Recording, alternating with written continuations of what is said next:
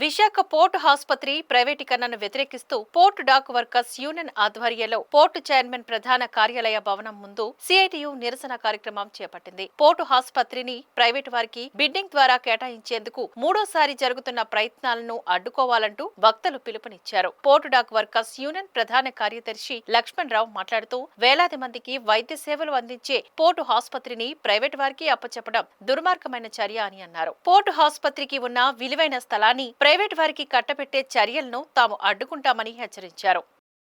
DL1 dock workers union general secretary, CIT union నేటికి 224 రోజుల నుండి ఈ పోర్ట్ హాస్పిటల్ని ప్రైవేట్ పరం చేయడానికి కుట్రలు జరుగుతున్న సందర్భంలో 224 రోజుల నుంచి పోర్ట్ హాస్పిటల్ దగ్గర కంటిన్యూగా నిరాహార దీక్షలు జరుగుతూనే ఉన్నాయి. దీనికి సంబంధించి అనేక రకమైనటువంటి పోరాటాలు హాస్పిటల్ దగ్గర చేయటం జరిగింది. కానీ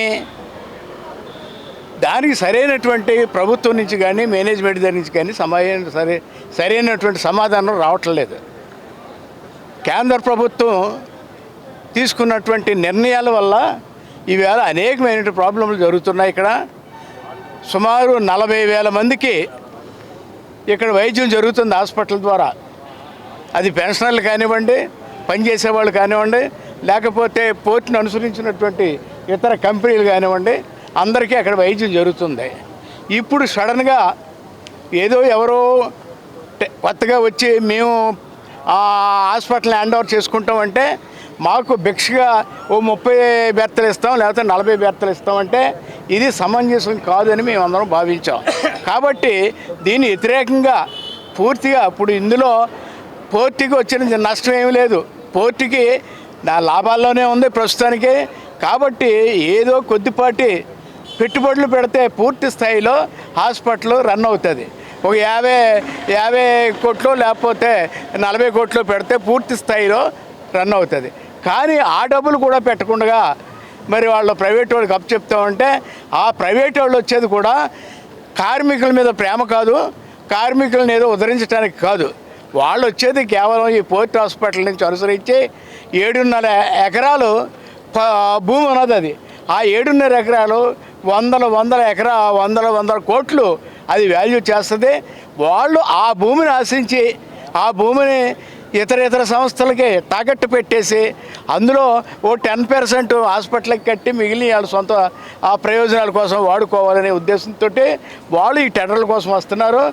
ఎప్పుడైతే ఇవన్నీ మేము కనిపెట్టిన తర్వాత, ట్రేడ్ యూనియన్లు కనిపెట్టిన తర్వాత మేము దీని మీద నిరవధికంగా ఉద్యమం చేస్తున్నాం.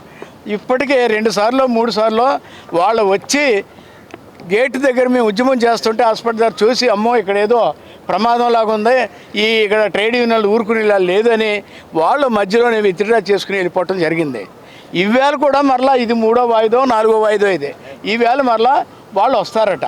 కాబట్టి నేను ఒకటే చెప్పదలుచుకున్నా, మీరు వచ్చినా మీరు నష్టపోవాల్సిందే తప్ప ఇక్కడ యూనియన్లు ఏమాత్రం సహకారం చేయవు. మీకు ఈ భూములన్నీ కూడా కార్మికుల ప్రయోజనాల కోసం కట్టాలి, ప్రయోజనాల కోసం దాన్ని ఉపయోగించాలి తప్ప మీ సొంత వ్యవహారాలకు ఉపయోగించడానికి వీల్లేదని. అలాగే ఈ నెల 20వ తారీఖు నుంచి ఈ పోర్టులో ఉన్నటువంటి అన్ని యూనియన్లు కలిపి నిరవధికంగా ఒకరోజు సమ్మె చేయాలని కూడా తీర్మానం చేశాము. అది 20వ తారీఖున పూర్తి స్థాయిలో ఇక్కడ సమ్మె జరుగుతుంది. కాబట్టి ఇవన్నీ దృష్టిలో పెట్టుకుని ఇప్పటికే మీరు 2-3 వాయిదాలు వేసుకున్నారు.